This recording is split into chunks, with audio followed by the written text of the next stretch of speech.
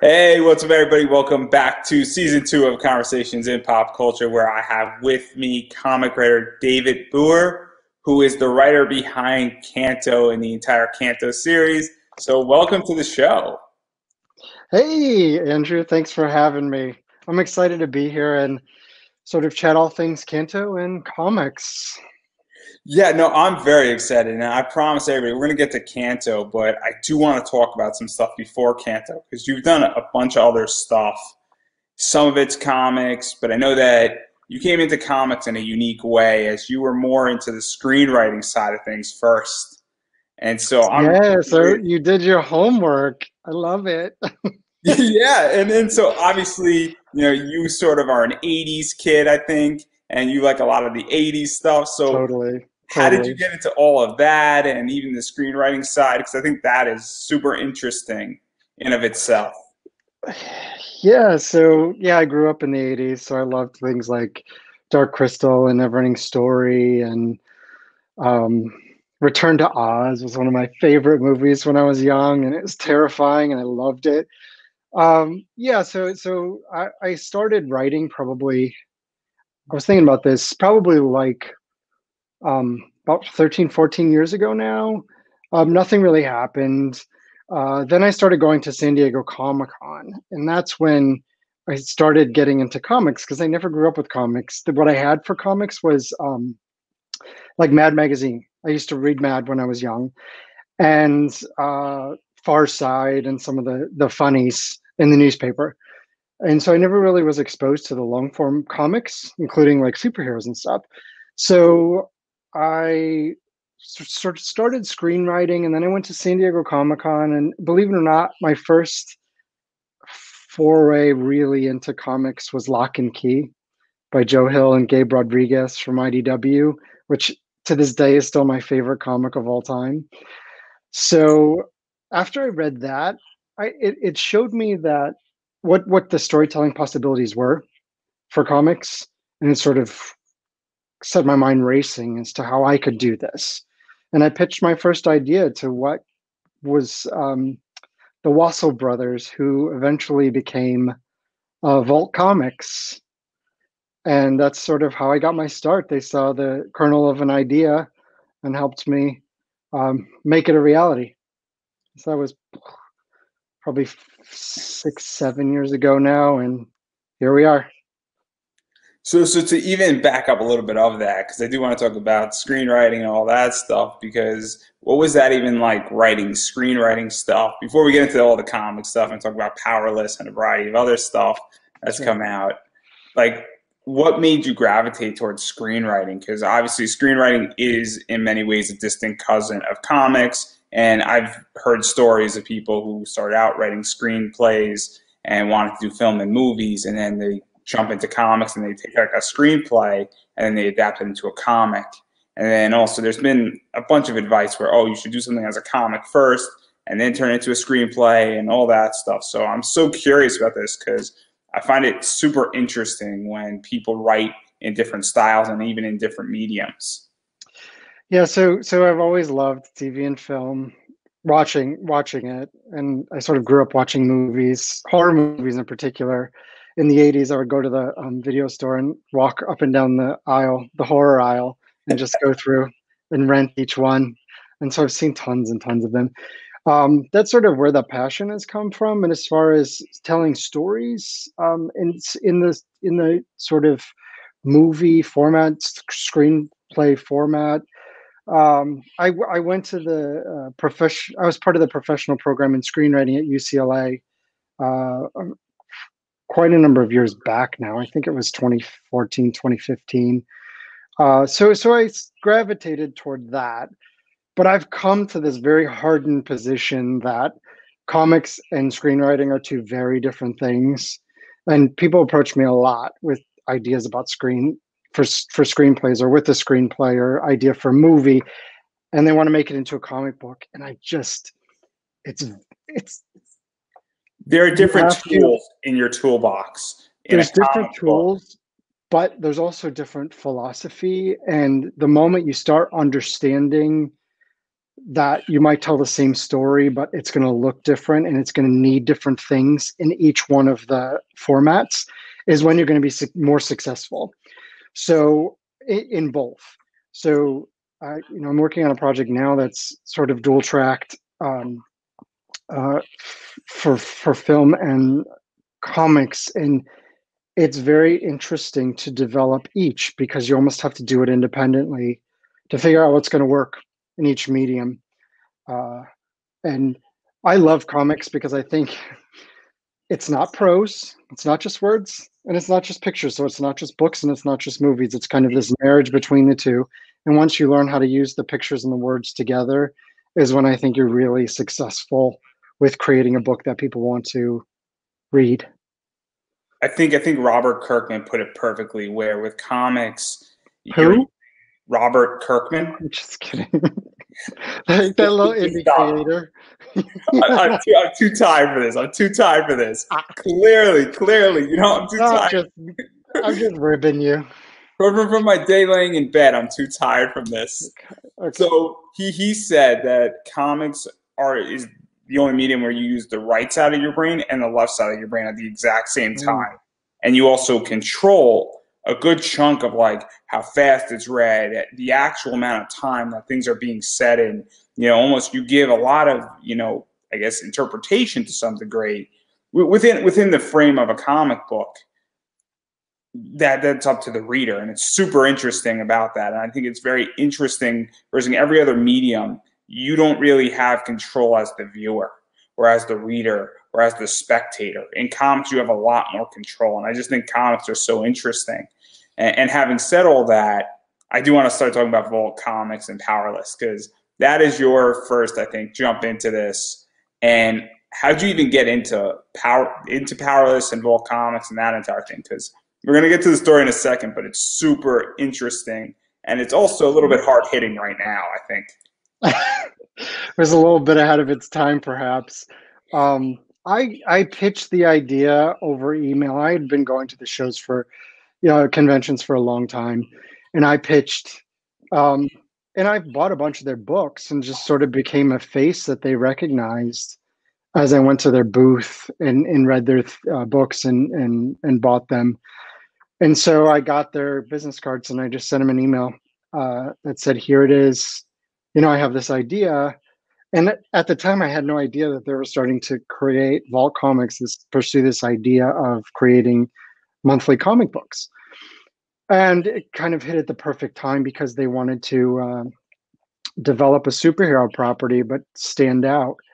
And so flipping the idea of superheroes on its head hit exactly where they wanted to be. So I got a response from them. It took a long time, sort of in production and getting the artist with Nathan Gooden, and who's a cousin of theirs and part of their family, and developing it that way. But for all you new creators or creators out there who are looking for your break, just the right idea at the right moment with the right people, and that door will crack open slightly, and then you just got to keep that shoulder pushed against it to keep pushing on it to get in there. And so going beyond that and getting into the story, and as you Sure. stated, sort of ahead of it, it's time in many ways. We basically have everybody in the world has superpowers. So everybody is normal with superpowers essentially. And then this virus comes and it sort of starts taking away people's powers or suppressing it. And I'm not exactly sure the complete effects, but that's sort of the secondary, I think, Yeah. in many ways. And then people start rebelling, and then there's some civil unrest, and then there's clashes between, groups in society, between their government or a government agency and people, Yeah. due to being, forced into quarantine and lockdowns. It's so And funny. You keep describing that. I'm like, oh, geez, that's like conversations I have on a daily basis now. Um, so the whole kernel of the idea was I just I didn't really read X-Men, but I watched the movies. And for me, watching these movies about people who can walk through walls and start fires and move things with their minds, and Magneto with his manipulation of magnetic fields. Um, it's they portray themselves as outcasts, and they certainly are, and they're persecuted and those sorts of things. But I always thought, well, that's the kind of outcast I want to be, who has these enormously powerful, you know, superhuman abilities. It's like, how bad can that really be? So I took that idea and I thought, well, what if the world, everybody had these power, like everybody was powerful. And what if you were in the minority and you didn't have any of these powers? Like, how do you fight back? Where do you find power when everybody else has it and you don't? So it's kind of this philosophical exploration of what it means to fight for a place in the world and for a little um, bit of the power that you feel like you can't or don't have, represented through all these enormous, superpowers and that sort of thing. Yeah, and I think what's nice about this is that we all sort of start out at a level, and then those levels start getting manipulated up and down, and then we start having equalizers put into place, and so Right. and that's what makes this interesting because obviously there's things like Astro Cities out there. One of my favorite animes is My Hero Academia, My Hero Academia, yeah. and obviously the main character Deku has a rise into the power class versus a downcline out of it, and so this is sort of that somewhat like that, but sort of the opposite to some degree. And then once we go deeper, we obviously get this entire political discussion and this Yeah. entire power struggle and even being represented when you don't have it or it's taken away from you. And now I don't want to say you're unequal, but you're now not in the same class anymore. And so now we have a class, I guess, difference. It's a class difference. And I always approach the story. I never wonder. It seems like the obvious story to me when you set a world full of superpowers and a few people don't have it. It's the pursuit of getting those powers. Seems like the obvious story. It's like powering up. And I never wanted to tell that story. I always wanted to tell the story of people fighting for a place without redefining themselves as part of the majority. If that makes sense. It's like, Yes. stay true to who you are, even if it's caused by this virus that takes away your powers, but fight for your place in society without conforming to what everybody else thinks of is powerful. Yeah, and then obviously it sort of spins out and it goes in a bunch of directions, Sure. and obviously there's fractions of ideas or factions that sort of, I guess, stem out of it. And I really think it's great because this starts out in a traditional sense and then it becomes very heavy politically, gets very philosophical, and you can empathize with every character in here and you understand their point of view and why they're doing what they're doing. And I think Sure. that what's really nice about this, and this was your first work, so it's like, like it obviously. This is why I wanted to talk about this because it's so interesting to have something so deep and heavy. And obviously, you could read this at its surface level, and then you could dive down deeper. And I like when superhero stuff gets taken upside down and like Sure. shaken up. So, but what is Yeah. that all like for you to really dive into that? Because in many ways, I could go and have an entire like discussion and talk about like 1984 and throw Fahrenheit Mhm. 451 into this, and it could fit in really well and like into dystopia. And what does it even mean to be a hero is another question that sort of comes out of this entire thing. I know I'm throwing a lot at you. Yeah, no, no, no. So the way I approached every single character was I wanted to humanize the two sides of the debate, right? So I wanted to. The villain is the perfect example. So Hyde is a, a man who defines himself by power, and he's kind of a fascistic character. But once you dig down, you realize he's actually suffering from a degenerative, like arthritis, an arthritic condition where his body is sort of failing him. But he's also a very powerful telekinetic, so he can move things with his mind, including himself. So when things get really bad physically for him, he can still move himself around without a wheelchair. He can still seem like a normal person.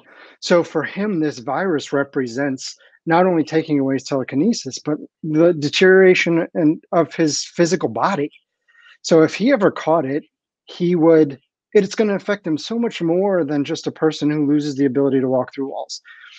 And so it's that level of humanizing even these evil villains in the story that I wanted to bring to everybody.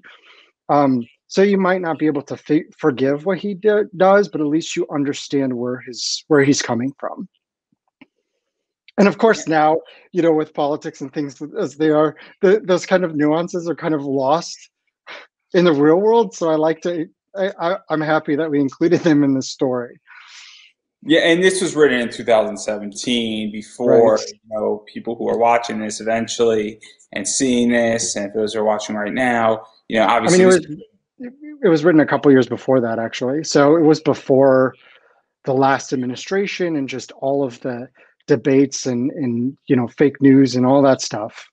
Yeah, way, So, way before COVID is what and I'm way getting. before COVID, like 4 years before COVID. So, um, it's. I think people are fatigued with virus stories. So, and they're gonna be gun shy about them. So we'll see sort of how things go moving forward. But if I had the chance to redo the story, I I don't know. I don't know how much. Never thought about this really, but I don't know how much I would change, honestly. I don't want to say that like I predicted how people would react to these things, but just knowing how we've all sort of reacted to the pandemic, it's not that far off to sort of see how the story and our world played out. Well. There's a selective few comic writers who have predicted a lot of stuff that's happening in society, and Matt Hawkins is among those lists of people. Sure. So if you ever read anything like Think Tank or Samaritan, Samaritan is season 5 of House of Cards. I'm just saying it. Sure. like legitly take House of Cards and put Samaritan right next to it, and it's like legitly synonymous. But having said all that, I do want to talk about another project that you got to work on with Vault Comics, and that's Alien Bounty Hunter. And this is a little bit, I think, further away from the entire virus world, and this is Yeah. also super fascinating because it's obviously Adrian, I think Wessel or Wassell. Wassel. Yeah. Also, I didn't get that right. Took That's okay. three tries, everybody. Um, but obviously, this is fascinating because there's some big money in it. There's some stuff going on. Mark Wahlberg might be wearing a hat. That's cool. Guys don't look at explosions, so he was involved to some degree with that. Yeah. And obviously, I'm not too sure exactly how you came into all of this because was this sort of a licensed product, an adaptation? So I know that Mark Wahlberg and I forgot the other person was bringing it to screen at that point.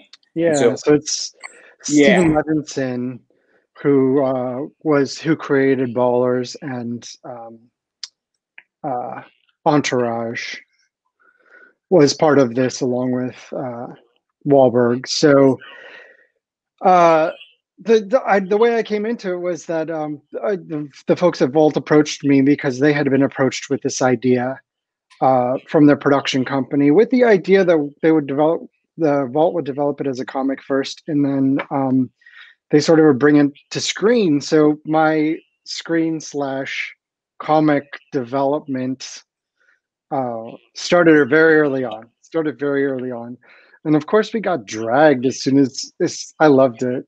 It's funny to think back. We got dragged in the comics media. Oh, so they're just creating storyboards for the movie. And I just thought, first of all, read the comic and then make your judgment. And second of all, everybody I worked with at Vault came together um, and put our heads together and said, how do we make this the best comic we can make? And then whatever changes that need to be made for the movie, other folks can make them down the road. But we wanted to make a good comic. We wanted to make a good story that fit into a comic book. And I still, um, I love Alien Bounty Hunter, and I think it's a great, fun story. And so I was we're thrilled going to to be talk part of about it. We're going to talk about it because I enjoyed what I've read of it. Cool. And I've enjoyed certain parts of it way more than the other parts of it, and I'll explain why, and I'll defend my argument. But before we get into that, I do want to talk about that. You got to work with Adrian as a Yeah. co-writer, and so obviously I'm super curious about that. Before we even get into the story and all that stuff, because obviously co-writing is tricky. Um, or it can be. Sometimes it's easy, you know. So Yeah. what was that like? Because obviously you've written single stuff, and then obviously this was a co-writing experience. And so what was working with him like? It was great. He was very involved in the editorial process. He's very involved as an editor generally with story development. So he was really involved in Powerless, sort of getting that to the place that I think we all wanted it to be to occupy when it was published. So that co-writing with him was a lot like the editorial process. If I think back sort of the process, I think I took the first stab at some things and he took the first stab at some things, and then we would edit each other, and sort of created it that way. So it was very easy process. We would brainstorm and we would come up with ideas. So it was a very easy collaborative process. And that's what my process has been with everybody I've worked with so far. It's been very collaborative. I've never had a moment where I'm like, oh, you should take my idea. So I'm always open to, better notes and better ideas. So it was good. It Well, was a good process. in my sector and what I do, and I'm more into the business side of things. I love other people's ideas, and I take a lot of that open as well. And I think the best people and the best ideas come from other people's inputs. Um, Sure. and even just going off of that, like what is it like to have somebody looking at your stuff and saying, oh, we could work it here this way and throw this here, and then also getting to look at somebody else's stuff too in the same book, because sometimes we don't see things that we have Right. written for what they are, if they're good or bad. And I'm sure you've had like days where you're just like, this is not great, because everybody has those days. And so Yeah. what is that like, just to also just get somebody to say, hey, maybe we could look at it like this, and then you're like, oh, that's brilliant, and then it sort of turns a light onto Yeah, something. it's like 50% excitement and 50% despair, honestly. um, so yeah, early on it's a challenge to take feedback sometimes. And when you're first starting out, it's definitely a big challenge when decision makers have ideas that you don't necessarily jibe with. So you'd want to hold on to what's your vision for the story. And then, of course, it very much depends on the messenger. Who's giving you the notes? How are they presented to you? Are they walking papers? Are they suggestions? Are there compliments in there? Or, Are they they, marching orders? yeah, they're the marching orders. In other words, do you do this, or we're not doing the project, or you need to take these notes?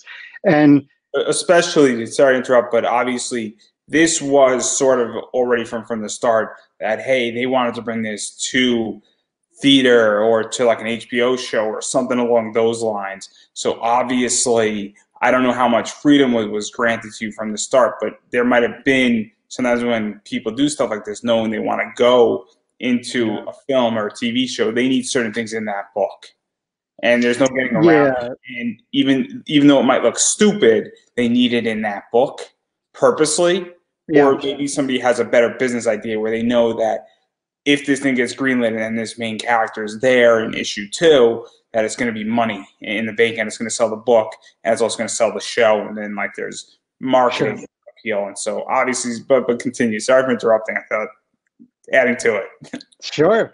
Um, so I think it was part ideas that we were given, and part a lot of it was ideas that we came up with and presented to the decision makers and said, we think this is how this story will be unique and interesting and different. And a lot of the time it was, this is a great idea, go with it. If they want to do something different in the movie, they certainly can do that. So it's not like adapting something that already exists out there and you sort of have to take the pieces and parts and be and honor the source material while sort of adapting it to something new. It was very much the source material was the kernel of the idea, and it was up to us to build around it. And then they would take what we did, excuse me, they would take what we did and adapt it to what they needed, take what they needed, leave what they didn't, and create new if they needed to. So we had an extreme amount of freedom, given that it was coming from a place of creation, not pre-existing IP, making it something new and different. And that's a real advantage in many ways. Huge, huge. Many ways, because you don't have to, you have rules, but you have a hell of a lot less rules than if you were adapting, a movie into a comic book adaptation. And having said all that, we've been avoiding it, and so let's get into it. Some of this might make sense once we start talking about the story. We got a bounty hunter named Ben who basically has to go track down a creature in a city that most people doesn't even know exists. And the bounty's just too high for him to resist. And well, the way the story goes is that he's got to get into the city, and then he's in the city, and he has to do like another thing to get into another part of the city, and then so on and so forth to find his creature, his man, whatever we want to call what his it is. Mark. His mark. That's a good way to put it. And so the way I view it is that it's almost like leveling up in a video game. We have to do a bunch of side quests to get your person and finish the game. And well, certain things happen, and he meets some allies, and he makes some enemies along the way. And so what was this entire thing like building this out? Because obviously it progresses in a way, and it's very relatable. And that's how I read it. I read it very much like a video game. First thing, that's somebody cool. else might read it very differently. Yeah, so the way we designed the underground city was we had each ward that was based upon some different, like the streets of India, and then the favelas in Brazil, the cities that are built on the side of the hill. We designed one that way, and then just creating, using inspiration from different areas of the world to create these different wards, which were created by the different species of alien that live sort of down there. And it's interesting that you talk about it leveling up, because I do kind of, Canto's a similar way. I describe the one shots as side quests. We have the main quest, and then we have these little side quests. And like it or not, I guess that's sort of our language nowadays is, video games are movies, and comics are video games, and movies are TV shows, and it's just like we talk in terms of story, and whether it's levels, side quests, all that. I view everything in a unique way. I saw a show called Samurai Flamenco, and if anybody knows it, it's a weird. The director is a guy named Omori, and he does Bakano, he does Durara, and he likes this idea of like circular logic, where everything goes in a circle, or it's the concept that like a show's inside a show, and you don't know what's real and what's not till like the last few episodes, and it's brilliant because once you understand what he's doing, you're like, oh, I get it now. And that's how I view all of this, in which that I've come to the conclusion that I'm a big anime fan, I'm a big wrestling fan, I love comic books, and I play a lot of video games. And I view all of it as the same, just in different formats, where it's all the same. And so once you take that approach to how you view media, it becomes very different on how you see it. And that's one of the things that I really like about this comic, and the world itself, I find to be the best part of this entire comic, because it's so rich. These worlds and these wards, and how we're getting so much different, places that like I just kind of want to hang out in this city. I love it. You can go transport yourself, and like you're going from ward, I guess, 1 to ward 2 to ward 5, and like they're all different. And so that's my favorite part of this entire comic, is the world itself. And I would love for that world to be explored, because I love the entire world. I think you killed it as a writer, the two of you, in the world building in particular. And it's my favorite part of this entire comic. Yeah, and hopefully, fingers crossed, we get the opportunity. There's another part of this story that we've discussed that will speak to your um, enjoyment of the world building. So I'm not going to say anything else about it. I don't know if there's any plans in the pipeline at this point, but hopefully someday we'll get the sequel to Alien Bounty Hunter 2, Hunt Harder or whatever. Now, you already mentioned it, and I'm not going to push you on Alien Bounty Hunter in particular, but I do want to talk about Kanto, which is why we're all here. And so, obviously, Kanto is one of these stories that sort of came out of nowhere, I think is safe to say. And then what wound up happening is it exploded and it's become big and obviously became like sort of the go-to comic, I think, in 2019, I think is when it came out. And so how did this even come about? How did you meet Drew?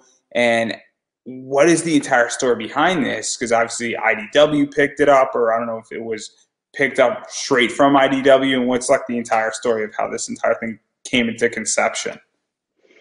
Sure. So I know it's a big I question. It's a big question. I yeah, know. I'm just thinking back now. You're digging into the archives, and I'm like, I can't even remember what It's only happened like at 2 years breakfast. ago. 2 years ago. Oh, I know, and I can't remember what happened yesterday. So there's a lot. There's a lot of information just going in and out of my brain. So uh, I was aware of Drew because I read a book of his. I think I might have it here. Yeah.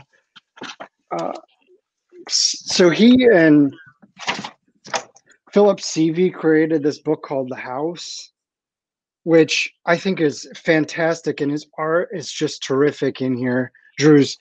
And so I read it and I really liked it. And I was working at the time on a short and I needed an artist. So I reached out to Drew and I said, hey, are you available? I'd love to have you on this. And he messaged me back and he said he was finishing the house. So he didn't have time. It's like, darn it. Okay, fine. Moved on. But then after he was done, he emailed me and he emailed me a concept drawing of what eventually would become our little hero. This isn't the concept drawing. This is totally finished drawing. But he emailed me a little early on concept of who would become Kanto, and he had an idea for a kind of adultish story, and he wanted to know if I wanted to team up, and within seconds of seeing the design, even though it went through a few iterations after that, I said, I don't know who this little character is or what his story is, but we're telling it. I, seconds of seeing it, I was like, this is it. I'm doing this. And so we talked more. He gave me sort of his idea for the story, and it was very Dante's Inferno and kind of adultish.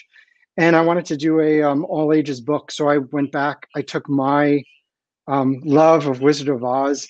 I'm not sure if you can see it in here, but this is a 1901 copy of the Wizard of Oz right there. So I've loved Wizard of Oz for a very long time. So I took it and I thought, okay, well, here's the Tin Man. What can we do? And then I put together a story, and one of the choices that I made very, very early in story development was I wanted this character. He's already cute as hell, right? I wanted this character to then have a quest where he wasn't going to help himself, but I wanted him to go help somebody else. And so that's where we started, that the story of him and his beloved, and having clocks, and then he's got to go out and find her heart. That choice, it wasn't his heart that he had to find, it was her heart he had to find. I just knew in my gut that that was something that people could rally around because it's a completely unselfish act that he's going to do. And that's sort of where it came from. There we used Dante's Inferno as an inspiration for some of the world. Wizard of Oz was inspiration for some of the plot that he was encountering. Just a And little bit, right? Just a little bit, right? yeah, just a little bit. There was somebody, I want to say in CBR, that did a whole analysis of the sort of implicit references to Inferno and Wizard of Oz, and they just nailed every single thing that we took together and mashed up to make this new story. So we were not we used it as inspiration. We were not beholden to really any of it. So yeah, that's how it There's a happened. lot to unpack. There's a lot to unpack. So Okay. obviously, my next question is, when did IDW come into this? Because IDW, for those who don't know, and I don't think they're going to mind because I don't think it's a secret, they do a lot of licensed products. Yeah, They do tons.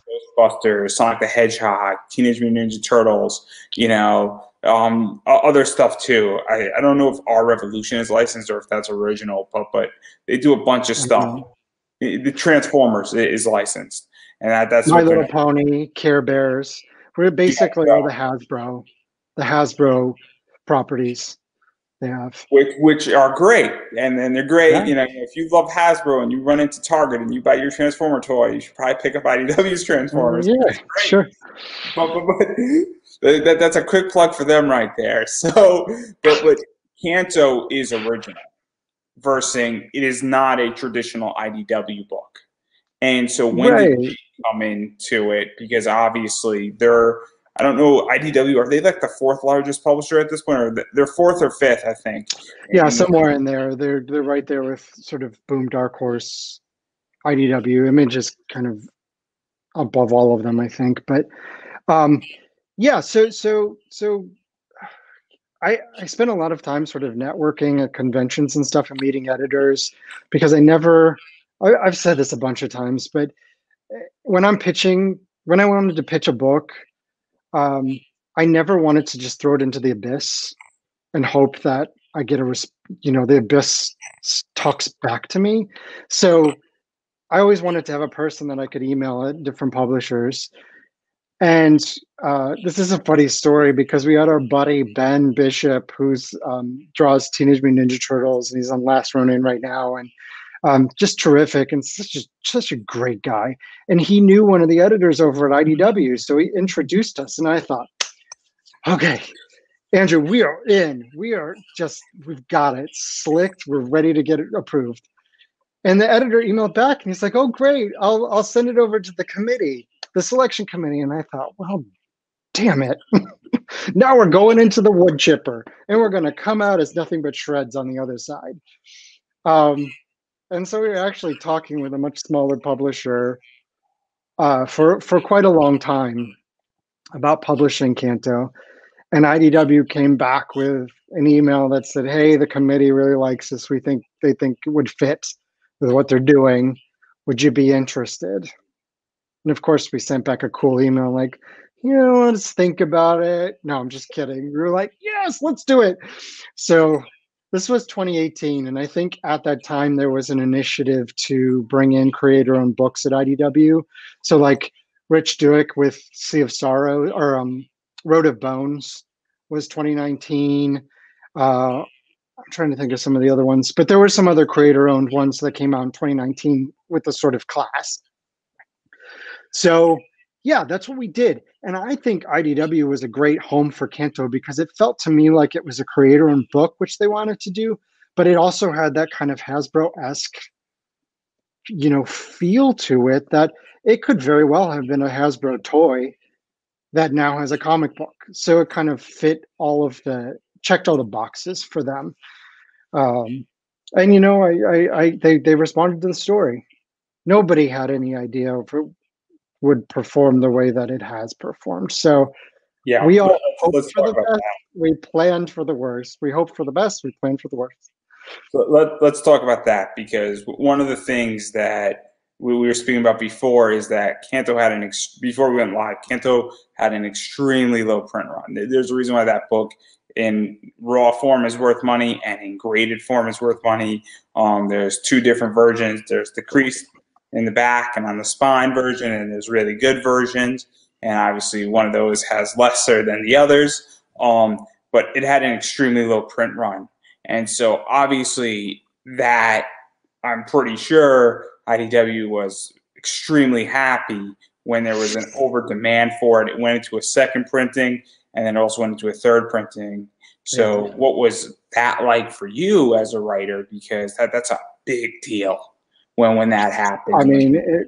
well, it was in, it was just mind boggling. It was mind boggling. So I can tell you that we spent a lot of time pounding the pavement. I went through before Canto was announced in March of 2019. It was coming out in June. I went to all these creator friends that I knew that had cachet with their names, and I got all these quotes. And then I would just start posting on social media a quote from each person. Don't forget to pre-order Canto, and just put quote like, Steve Orlando says this, and Delilah S. Dawson said this, and just pounding the pavement. So it became familiar to readers, hopefully, by the time it came out.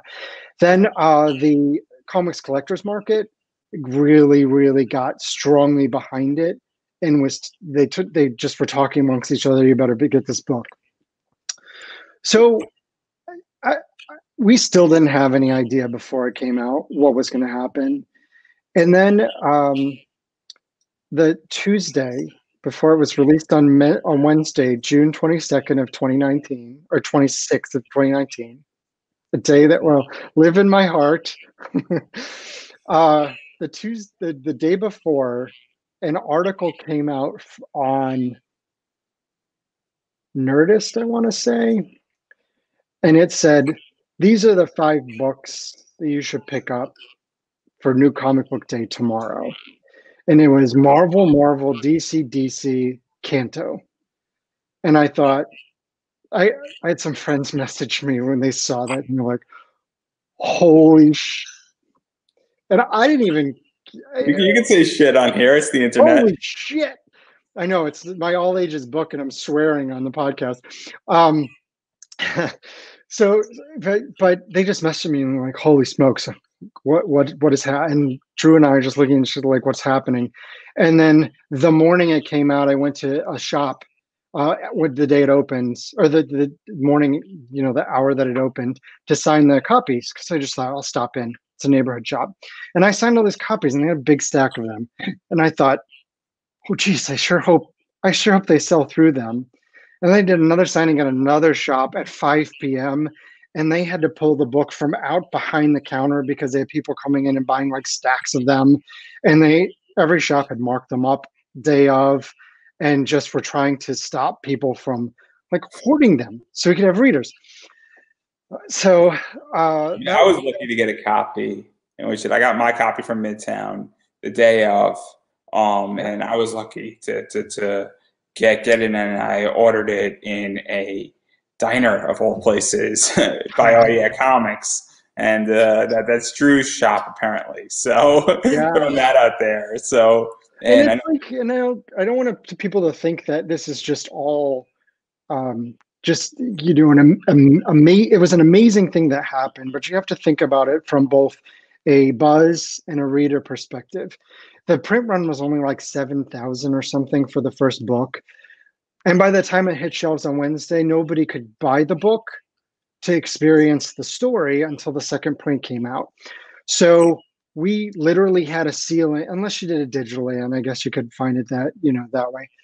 But we literally had a print ceiling of 7,000 copies for readers to pick up and try the new series. So as great as it is for news and media and all that stuff to get this big buzzy sellout, we needed to bring in readers.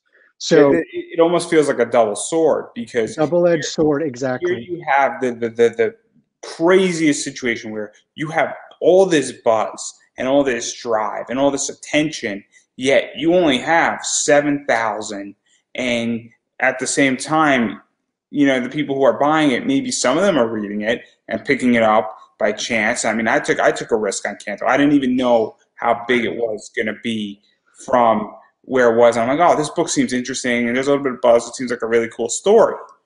And then it was just like, oh, now this looks cool. I read my copy, and I treated it nicely. But then what wound up happening is that I'm like, oh, snap, this book's worth serious money. Probably shouldn't have read it. And so you have this situation where now there's all eyes on you. IDW must be happy to some degree because they're getting a boatload of attention.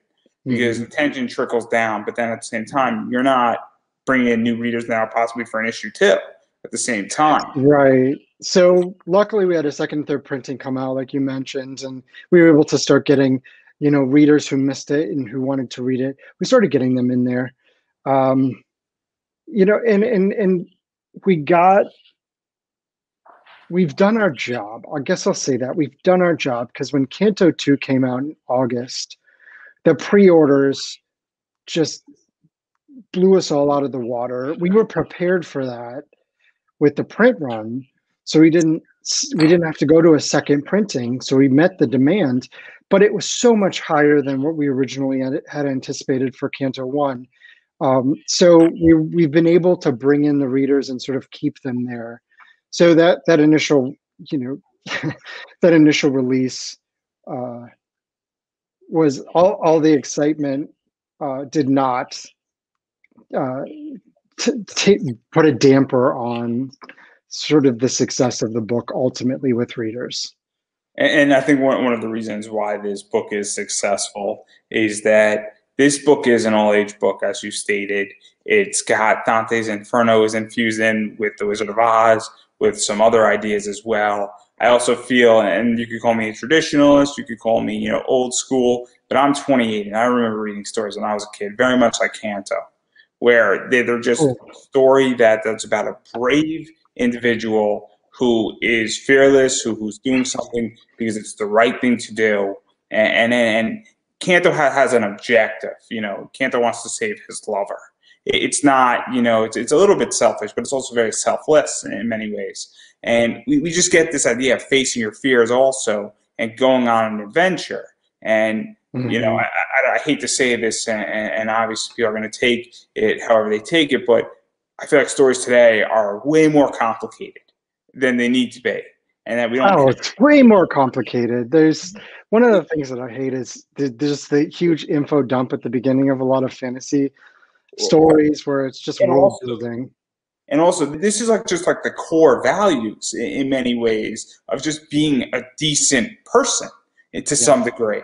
And so that like I think that's why it's also gravitated because we're in a society, going back to I think 2016 all the way to now and even 2010, we make the argument where there's too much stuff being thrown at us. We're in a Yeah. society where people are leaving social media and they want to think clearer and they want to like read a book and not be connected. And I feel like Canto's that disconnect and it fills that void. And even though it's an all age book, and I don't know if this is your intention or if I'm completely missing it here, and that's my interpretation, but this is how I view it is that I feel like, okay, we're just going back to what's always worked, and people gravitate towards simplicity. And so obviously, and then also it's got things like the Wizard of Oz. Canto looks like the Tin Man. He's It got a feels familiar. Yeah. he's looking for a heart. The Tin Man wants a heart. We Mhm. have going to the Emerald Tower, Yellow Mountain. We got all this stuff in there that is so Wizard of Oz, like that people know what it is too. And I think it's great. And then also got like this tiny little laugh. He's adorable also, and that's what makes this crazy is that his quest is at a very difficult level, and yet he's adorable, and that also helps tremendously. And so I think that's why this story is successful. And obviously, I'm right because there's Canto 2, not issue 2, but there's an entire sequel to this. And then Yeah. it's been greenlit for, I think, another series or maybe even a fourth series. So, We just got greenlit for three more stories. So we'll be carried through 2022. So in April, we're going with a three-issue mini, which is kind of a side quest, as we talked about, called Canto in the City of Giants. And we're bringing in a guest artist, Sebastian Perez, who I love. I love his art. So Drew can actually, Drew's doing some covers, but Drew is going to be, it frees him up to work on Canto 3, which is a big six issue sort of epic story arc called Lionhearted. And then right on the heels of that, we're doing another six issues called Canto 4, A Place Like Home. So there's a little Wizard of Oz reference going on with these four story arcs if you can pick it up. And so I don't want to push too much on the story of Canto because I actually want people to read it. I know the first two I think are out in I think the first one's out in graphic novel. Is Canto 2 done yet, or is it still going on? I think the last issue comes out next Wednesday, so a week from today, and the trade for Canto 2 of the Hollow Men comes out in May. So it's right around the same time that we start with City of Giants and sort of keep going from there. And the reason why I don't want to push any further is because obviously things happen in these stories. There are consequences. Things aren't, all hunky dory. It is an old age book, but it is also adult, and there are consequences for actions. And I don't want to ruin that story for too many people, but let's just say that there is a decision made at the end of the first arc that affects the second, and then things happen in the second, and I'm assuming that more things are going to happen in the third and fourth arcs. Yeah, And yeah. so, I mean, it's all going to stay all ages, but the idea is that there are different layers to the story that as an adult you can take and interpret with your world experience. And kids can read it and they can enjoy the story, and maybe they take something different when they're 9, 10 than when they're 14 and when they're 21, and that sort of thing. and I've read Canto on every single level, and I'm going to just leave it at that. The first book. Good. It's so I love it from the basic all the way down to the dark side. I So love it. obviously I like it. It also helps that I have a Canto one, so in pretty good shape. So no complaints from me. So having said all that, I'm going to throw this idea out there. We're all just waiting for some type of anime series, some type of film, some Netflix stuff happening. Hopefully that'll happen sooner rather than later. I know you can neither confirm nor deny that that's on the table, but as a film guy and as somebody who did screenwriting, I mean that's got to be like the ultimate goal here is to really get to do that project and take this comic from where it sits right now into a whole nother medium because it's perfect for it. It's so perfect for it. Well, I appreciate that, Andrew. I can neither confirm nor deny. It's somewhere hopefully coming down the pipe. Well, yeah. I mean, so I'll say this. Drew and I always set out to make a terrific comic that we would love to read, that we would buy. And I think we've succeeded in that. And if Kanto tomorrow or next month or a year from now or 5 years from now makes the leap from the page to the screen, big or small, whatever might happen, it's a bonus for us, and we would love that story just as much as we love the comic that we've created. Um, but each step is sort of I'm just treading water here, bud. Um, So we would love I'll to ask see you that. this We would question. love to see that happen.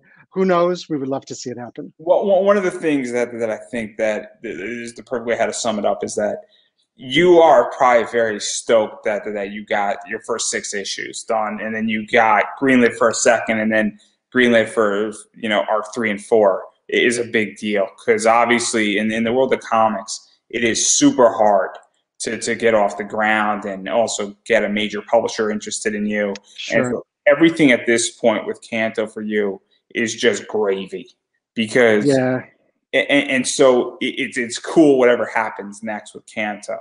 If you want if they're interested in doing a fifth arc, that's just gravy. And all those Yeah. extra minis. At this point, you set out and you achieved what you wanted to do, and now you're just riding the ride as far as it can go. And I know that sounds sort of diminishing, but I think it really kind of hits it because you have told a great 6 issue story, and then what I've seen, and I'm probably gonna pick up the trade in May of Canto 2 is I've seen a piece of the art and it looks great too, and like the story's just continuing and it's awesome when you get to tell the story you want to tell Sure. versus having somebody telling you what to tell. Yeah, and you're exactly right that success is so elusive in comics, and it's success beyond the first arc. Uh, we always envision the story to be 4 big story arcs to tell Canto's full adventure. We were satisfied with what happened in the first arc. We always intended for it to go longer. So the so I just want to say thank you to all the readers out there who have picked it up and who've continued with us. We are now we're 12 issues in. We're about to be 12 issues in, and the readership, we've gotten a steady readership to the point where it's an engine that will keep this story being told, and that's the only way that it happens. So the only reason we are even here is because the readers have chosen to stick with us.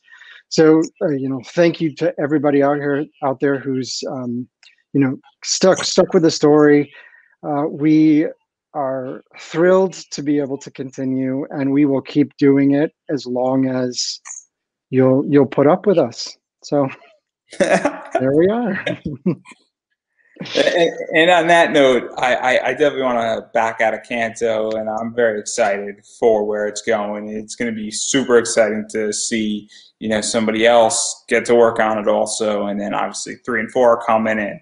There's a bunch of one-shots that are out there as well for anybody who wants more of Canto in between arcs and stuff. And we've got that 3 mini coming up. But I do want to ask you a super quick question before I give you the opportunity to self-promote yourself. And that's talking about COVID, cons, and all of that stuff. And obviously, I ask everybody on this show, and over 100 people have answered, whether it's wrestling or Comic-Cons or even voice acting. How has COVID affected you, and where do you think it's going as far as comics go and even conventions? Because we've seen all of 2020 where cons have been just done. I mean, I don't know another word that can describe it where it is a disaster. In New York Comic Con, San Diego Comic Con, Emerald City Comic Con, WonderCon, those are sort of engines in the comic world, and they didn't happen in 2020. And I don't know if they're going to happen in 2021. And I'm very pessimistic, which means I'm always right. So eventually. So, I mean, I'm on board with that. I don't know how conventions happen in 2021. It'll, I think, be a state by state type thing, but I don't see San Diego happening. I would not see the Pacific Northwest having any, like Rose City or or Emerald City. New York, it's tough. Also at the same volume as well, where I don't. Oh yeah, they would definitely be reduced volume, 25-50%. I don't see a 100,000 person con ever coming back. I just don't see it happening because I think that the city of New York, the city of LA, the city of San Diego Comic Con, it's just going to say fuck no. I legitimately seriously think that. I think if we get a handle on the virus, you will see the convention sort of come back in their full capacity, but it's going to be a gradual thing. It's not going to be just 2021 done. It's going to take time. Yeah. I miss the conventions. I wonder sometimes how 2020 would look for us as creators if we had conventions. But I also think some of the opportunities that I've gotten are the result of stripping away all the sort of the pomp and circumstance of being a creator, spending time at conventions, tabling, going to lunches, dinners, doing drinks, all of that stuff with other creatives. You can't do any of that. So all you have left is writing and talking about stories. And so to me, for me in 2020, it stripped away all the extraneous stuff and made me focus on stories and being successful. And I'm honestly really excited about where I'm going personally as a writer in 2021. And that's due in part to the focus that I have had and the people I'm working with have had in 2020. So yes, it's all terrible. Everything's on fire. But there is a silver lining to it, which is it's forced all of us as creatives to focus on what really matters, and that's telling good stories. And I also will add to that because of 2020, I've actually 3x'd my interview output. I used to do 30 interviews a year. Now I did last year 90, and this year I'm doing 150. And That's awesome. I'm beyond track on that. I'm actually ahead of schedule, which is crazy.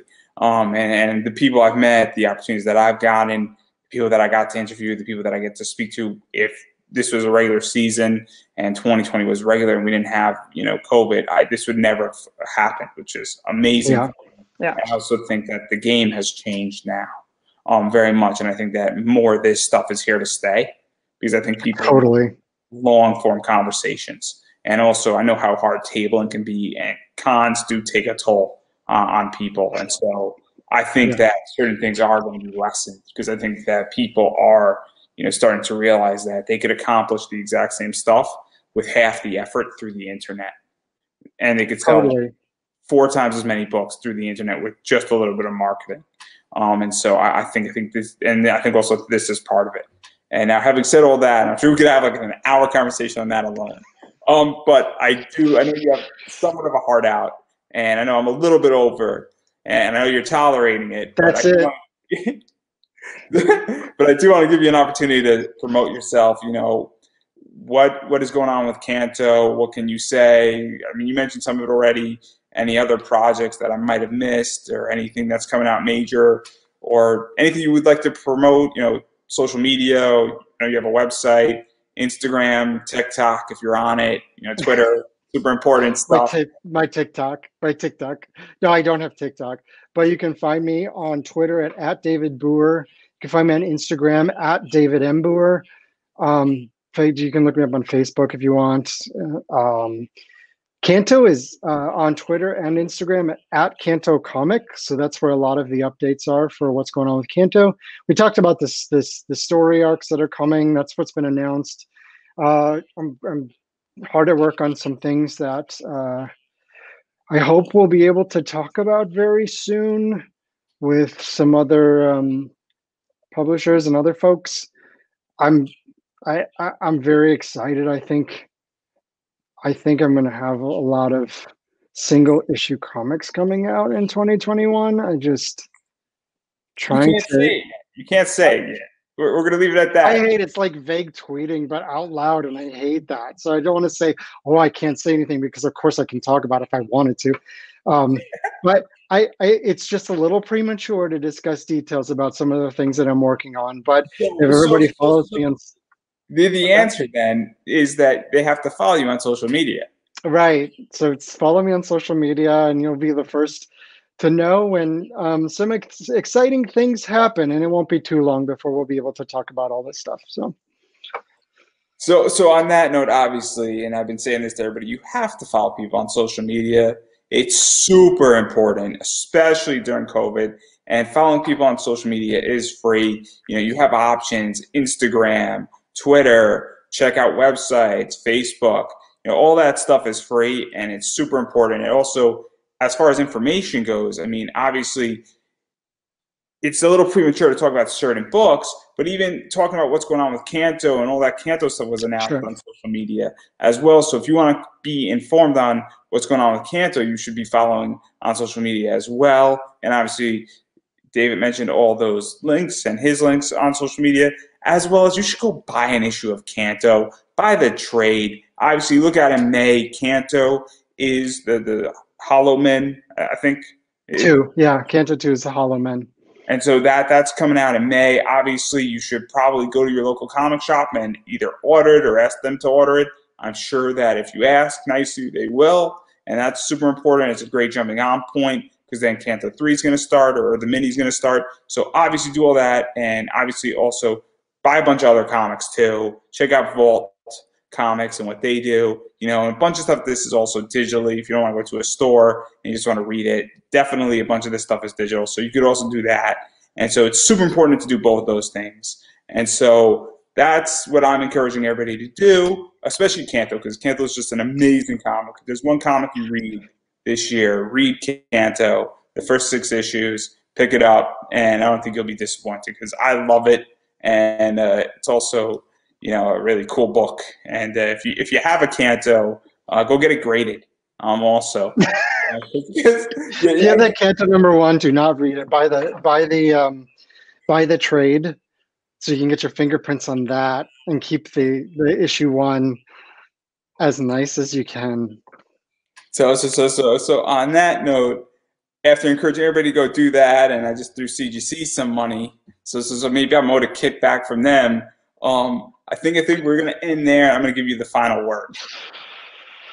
All right. Well, thanks everybody for tuning in, and thank you for everybody who picked up Canto already, everybody who will pick up Canto after this, and stay tuned. There's lots more adventure in store.